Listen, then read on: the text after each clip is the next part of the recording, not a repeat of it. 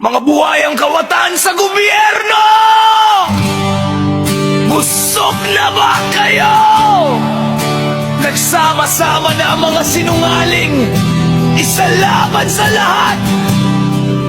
May padring inutil pang kasama.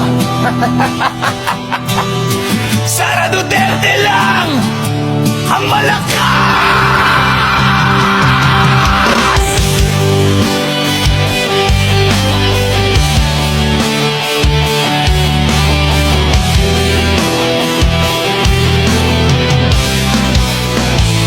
Sara Duterte, ang aming presidente. Sara Duterte, mahal ng taong bayan.